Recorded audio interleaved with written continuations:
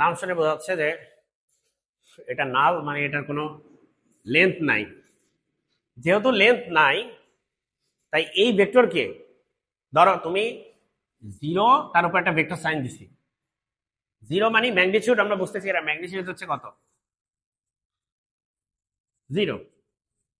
Direction কোথায় এটার, এই ডিরেকশনের প্রশ্নটাই আমি আসতেছি, এটাই মেইন জিরো ভেক্টরের ক্ষেত্রে।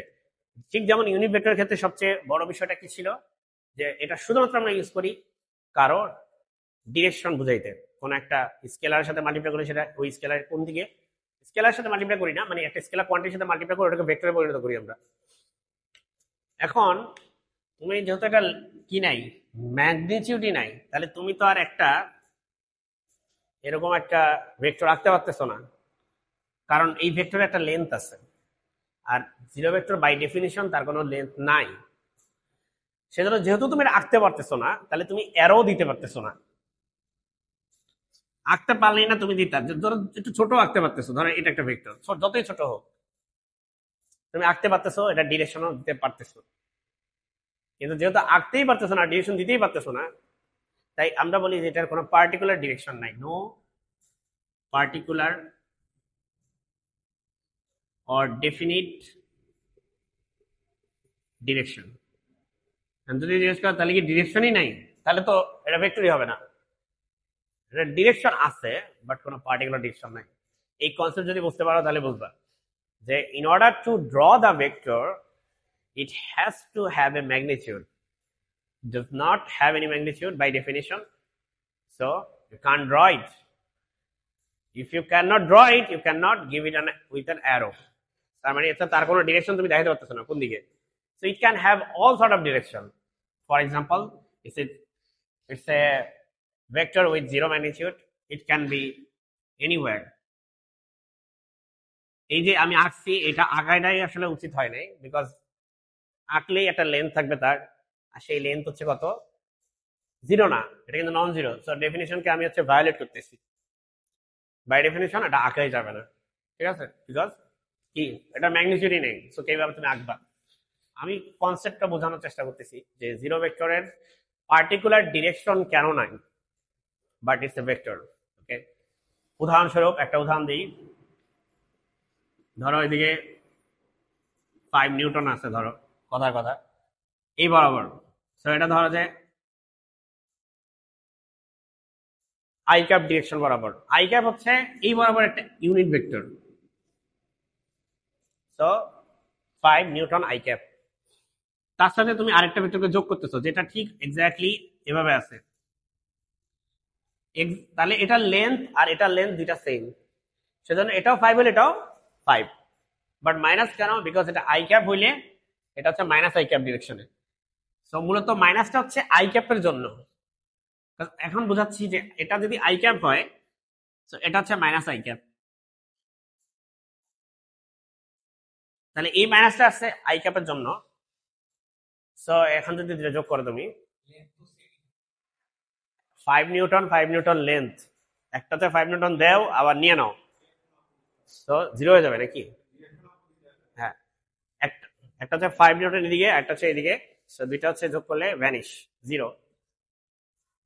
এখন ডিরেকশন স্পেসিফাই করতে পারতেছো না, ইউ ডোন্ট নো। চিন্তা করো, জিরো যদি হয়ে যায়, এখন যেহেতু ওই যে একই প্রশ্ন, ভ্যালু ইজ জিরো, ডিরেকশন কিভাবে স্পেসিফাই করবা, কোন দিকে ডিরেকশন, মানে ভ্যালু থাকলেই না সেটাকে একটা অ্যারো দিয়ে রিপ্রেজেন্ট করতে পারতা। এটাই হচ্ছে এখানে পয়েন্ট, যে কেন পার্টিকুলার ডিরেকশন নাই এটার ক্ষেত্রে। 3 নাম্বারটা পজিশন ভেক্টর।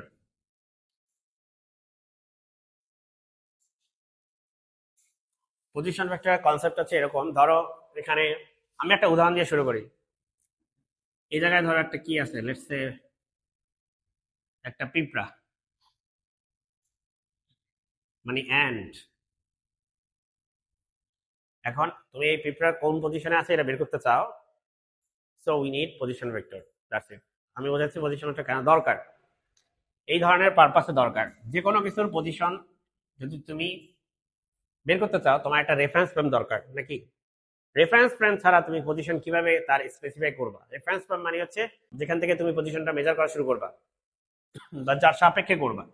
সো আমার রেফারেন্স ফ্রেম হচ্ছে এটা, ধরো এটা হচ্ছে কার্টেসিয়ান কোঅর্ডিনেট এক্স ওয়াই, ও হচ্ছে আমার সেই অরিজিন যেটা হচ্ছে আমার রেফারেন্স ফ্রেম, ও পয়েন্ট হচ্ছে আমার রেফারেন্স ফ্রেম, এই পুরো ফ্রেমটাই আমার reference frame, but O point হচ্ছে অরিজিন এটা। তো আমরা যেটা করি যে আমরা এটার পজিশনটা হচ্ছে ধরো কথা কথা পি, তো আমরা হচ্ছে একদম ও থেকে পি পর্যন্ত একটা ইয়া টানবো, লাইন টানবো। পজিশনটা অ্যারোটা কোন দিকে দিব, সবসময় অরিজিন থেকে আমাদের যে ভেক্টর সেই বরাবর দিব। এটাই হচ্ছে পজিশন ভেক্টর, যেটাকে আমরা চাইলে ধরো আর ভেক্টর দিয়ে লিখছি, ধরো পজিশন ভেক্টরকে আমি আর দিয়ে লিখছি। এখন এটাকে কিভাবে লেখা যায়, একটা লম্ব টানো এই জায়গায় 90 ডিগ্রি। তো তুমি এইটুকু লেন্থকে বলো এক্স। কেন এক্স? বিকজ এটা এক্স এর দিকে ডিরেকশন। আর এক্স এক্সিস বরাবর যে কোনো ডিস্টেন্সকে স্পেসিফাই করার জন্য, ধরো এক্স এর মান এখানে 2, কথার কথা এক্স হচ্ছে এখানে 2, 2 ওয়াট, এটা আমার জানতে ইচ্ছা করছে। ইউনিট লাগবে, ইউনিট ছাড়া মিনিংলেস এগুলো। ধরো 2 মিটার। এক্স এক্সিস বরাবর যে কোনো ডিরেকশনকে আমরা কি দিয়ে স্পেসিফাই করি, এগুলো পড়ে আসছে আই ক্যাপ দিয়ে। আই ক্যাপ জাস্ট ইউজ করা হয় এক্স এক্সিস বরাবর যে কোনো ডিরেকশন বোঝানোর জন্য, যাতে এটার তো একটা মান আছে, তাকে এখন ভেক্টরে পরিণত করতে চাই। সো আমি আই ক্যাপ দিয়ে গুণ করবো, কেন? বিকজ আই ক্যাপের ভ্যালু 1। সো 2 মিটার 2 মিটারই থাকবে, চেঞ্জ হবে না। বাট এখন একটা মিনিং আছে এটার মধ্যে, যে ও এটা এক্স এক্সিসের বরাবর, কারণ আই ক্যাপের পারপাসই হচ্ছে, জন্মই হয়েছে এক্স এক্সিস বরাবর ডিরেকশন দেখানোর জন্য। ঠিক যেমন জে ক্যাপের জন্মই হয়েছে ওয়াই অ্যাক্সিস বরাবর কোনো ডিরেকশনকে রিপ্রেজেন্ট করার জন্য। এটার পরিচয় হচ্ছে ওয়াই অ্যাক্সিসের সাথে। প্রচলিত নিয়মের কথা বলতেছি, কনভেনশনালি এভাবে চলতেছে। কে ক্যাপের ক্ষেত্রে তোমরা জানো জেড অ্যাক্সিস বরাবর বোঝানোর জন্য, ঠিক আছে? এখানে আমরা এইটুকু ভ্যালু হচ্ছে এক্স, কিন্তু তার সাথে আমি যখনই আই ক্যাপ গুণ করতেছি তখন আমি পাচ্ছি একটা অ্যারো, যেটা লেন্থ হচ্ছে এইটুকু, বিকজ এইটুকু ভ্যালু এক্স, এবং যেটা ডিরেকশন হচ্ছে এই বরাবর। বিকজ আই ক্যাপ আমরা ডিফাইন করছি, আই ক্যাপ হচ্ছে unit vector along x axis. এটা হচ্ছে আমাদের মানে ডেফিনিশন, তুমি যেটাই বলো, এটা হচ্ছে unit vectors along x y z, x comma y comma z axis respectively. Respectively মানে যথাক্রমে বা ক্রমান্বয়ে। সিমিলারলি ধরো তুমি এখান থেকে এই জায়গায় একটা পারপেন্ডিকুলার ড্র করো। সো এইটুকু লেন্থ হচ্ছে তোমার ওয়াই, একটা ইউনিট ভেক্টর আছে এইদিকে। ইউনিট ভেক্টর কতটুকু আঁকবা সেটা তোমার উপর ডিপেন্ড করে। ধরো এটা যদি হয় ওয়াই এর মান কথার কথা 5 মিটার, সো তাকে ভেক্টরে পরিণত করতে হলে, আচ্ছা এখানে ভেক্টর সাইন দিতে হবে। ভেক্টরে পরিণত হলে কি করতে হবে? আমি শুধুমাত্র জেকাব দিয়ে গুণ করছি, আগে শোনা। যদি এটা 5 হতে হয় আর এটা যদি কত 2 হতে হয়, তাহলে ইউনিট ভেক্টরকে তার অর্ধেক হতে হবে। এইটুকু হচ্ছে ইউনিট ভেক্টর এখান থেকে। আর এটা 5 নিউটন, তার মানে এটা হচ্ছে 4, এটা 3, এটা 2, এটা 1। ধরো ইউনিট ভেক্টর এখান থেকে এইটুকু হইতে হবে। তো এইটুকু লেন্থ হচ্ছে আই ক্যাপের লেন্থ, আর এইটুকু লেন্থ হচ্ছে জে ক্যাপের লেন্থ। তো আমরা এখন পজিশন ভেক্টরকে কি লিখতে পারি তাহলে? এখান থেকে এক্স, তোমার X vector plus Y vector. কিভাবে? একটু পরে অবশ্য এটা আসবো, এখনই বলা উচিত হয়নি, বিকজ ভেক্টরকে আমরা কিভাবে অ্যাড করি। দেখো আমরা এদিকে একটা অ্যারো পাচ্ছি, এই যে এখানে হচ্ছে টেল, এখানে হচ্ছে হেড। দেন তুমি এখান থেকে আবার এদিক বরাবর যাবা, এই যে হেড, আর এটা আরেকটা ভেক্টর। সো এই ভেক্টরটা হচ্ছে তোমার এক্স আই ক্যাপ, আর এই ভেক্টরটা আর এই ভেক্টরটা একই ভেক্টর। তো এটা হচ্ছে ওয়াই জে ক্যাপ। কিভাবে একই ভেক্টর সেটা আমি একটু বলি। দেখো একটা ভেক্টর ওয়াই জে ক্যাপ কিভাবে আছে? এভাবে আছে না? এই যে ওয়াই জে ক্যাপ, এটা একটা অ্যারো যুক্ত একটা এরকম ভেক্টর। ভেক্টরকে সবসময় প্যারালেলি তুমি শিফট করতে পারবা, প্যারালেল শিফট করা যায় ভেক্টরের। মানে এই যে একটা ভেক্টর আছে, এটাকে শিফট করতে পারবে যেভাবে সরানো যাবে।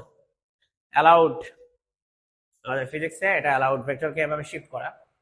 সো আমি এই ভেক্টরটা এখান থেকে এখানে নিয়ে আসছি। Parallel shifting allowed. Parallel direction change করতে পারবা না, ম্যাগনিটিউড বাড়াইতে পারবা না, বা লেন্থ সেম রেখে তুমি শিফট করতে পারো, নো প্রবলেম। সো এই লেন্থটাকে আমরা এই যেখানে নিয়ে আসছি। তো এটার যদি ডিরেকশন অ্যারো উপরের দিকে হয়, এটা ডিরেকশন উপরের দিকে, কারণ আই ক্যাপের ডিরেকশন অলওয়েজ হচ্ছে অরিজিন থেকে এক্স অ্যাক্সিসের দিকে, জে ক্যাপের ডিরেকশন অলওয়েজ অরিজিন থেকে ওয়াই অ্যাক্সিসের দিকে, উল্টা না, অলওয়েজ অরিজিন থেকে ওয়াই অ্যাক্সিসের দিকে। That is how they are defined.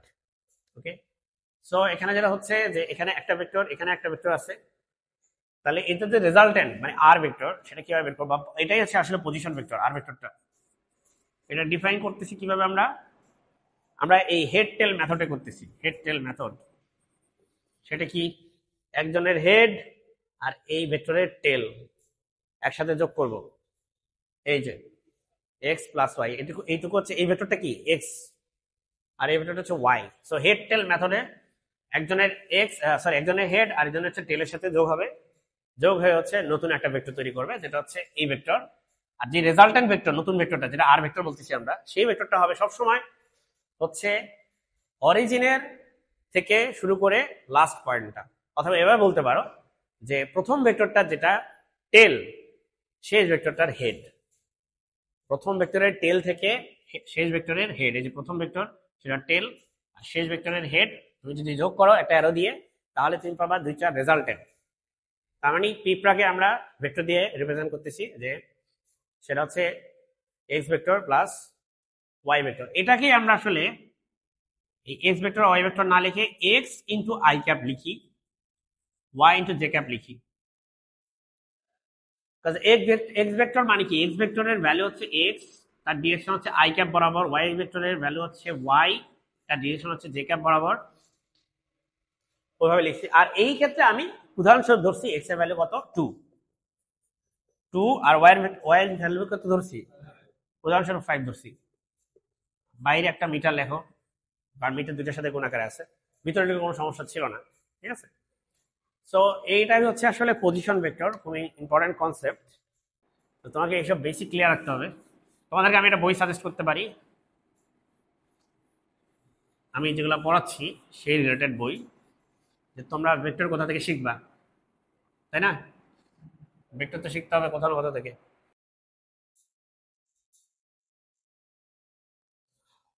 এই কোর্সের অনেক কন্টেন্টই আমি এই বই থেকে পড়াবো,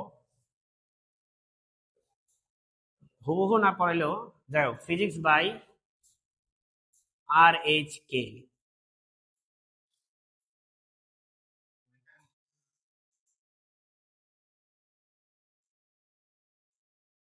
RHK মানে হচ্ছে রেজনিক, রেজনিক। এইচ মানে হ্যালিডে, আর কে মানে হচ্ছে ক্রেন, আর এই RH মানে হচ্ছে রেজনিক, এইচ মানে হচ্ছে হ্যালিডে। এটা হচ্ছে physics part 1, by the way লিখে দিই। ফিজিক্সের আবার দুইটা বই আছে,